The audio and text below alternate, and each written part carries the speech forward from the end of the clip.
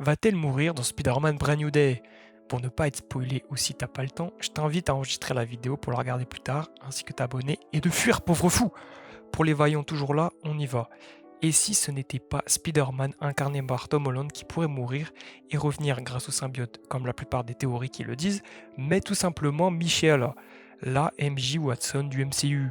En effet, en analysant les trailers et la rage de Peter, il faut bien que ça vienne de quelque part, qu'il y ait une raison que même le spectateur pourrait comprendre, ce qui en ferait un film incroyable. Dans le dernier film No Way Home, les trailers montraient déjà un peu de rage et de tristesse, et déjà sur d'autres réseaux, j'avais dit que ce serait Tante May qui allait mourir, et j'avais raison, car en s'inspirant de ce qui a déjà été fait dans les comics, dont celui de Civil War, montrer les conséquences du fait que tout le monde connaisse le secret de Peter. Tante May en a été victime. En s'inspirant des images qu'on a, les comics et autres infos, structurons tout ça. Déjà, le film sera sûrement entremêlé par deux intrigues, le côté street avec les gangs et le retour des ninjas de la main, ainsi que le côté plus science-fiction what the fuck si je peux dire, avec la police du DODC qui va arrêter notre mutante préférée, qui fait des siennes à Peter. Et tout ça intimement lié, sûrement d'un être plus sombre au-dessus. Donc à un moment donné dans le film, MJ risquerait de mourir alors que Peter aurait tout fait pour éviter ça.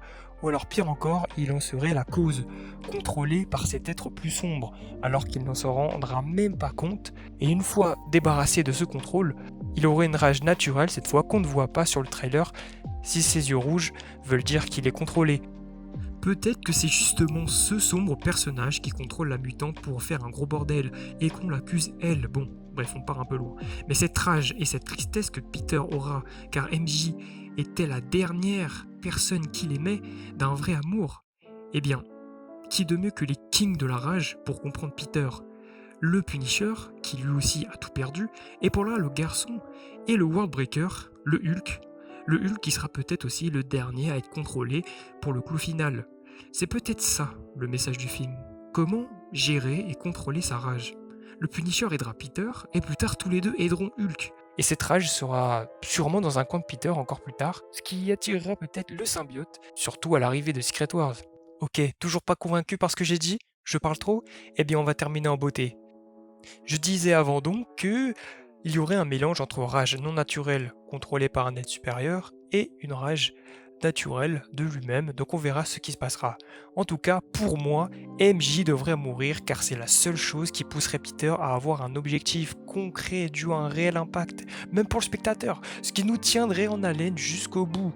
De plus, on sait que dans la vie, Tom Holland et Zendaya ne veulent plus être collègues, donc quoi de mieux qu'une belle fin pour MJ, surtout que dans les films en général, quand on montre beaucoup d'intérêt sur un personnage secondaire, comme on le voit dans le trailer, mais je peux me tromper, bah ça veut dire que ce perso mourra bientôt. Et puis perso, c'est bon, on en a marre d'elle. C'est Brand New Day, un nouveau jour, donc nouvelle vie et pas je la reconquête ou quoi, non.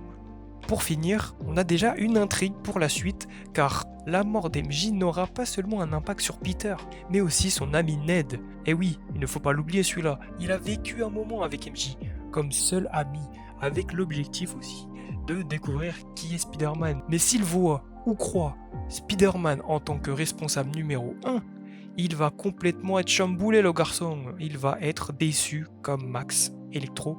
Donc potentiellement dans un autre film Spidey, Ned se vengera. Bon ok, il a été inspiré de Gunky, le pote de Miles Morales. Mais Ned Leeds, c'est surtout un des super bouffons. Donc on verrait enfin Ned en super bouffon, et surtout enfin un vrai bouffon tout court pour le Spidey du MCU. Il enfilerait donc ce costume avec des gadgets, on n'oublie pas qu'il fait partie du MIT maintenant, plus un peu de magie s'il en a encore depuis le dernier film. Et voilà. Alors n'hésite pas à liker et commenter si je t'ai conquis. Allez, ciao, bisous.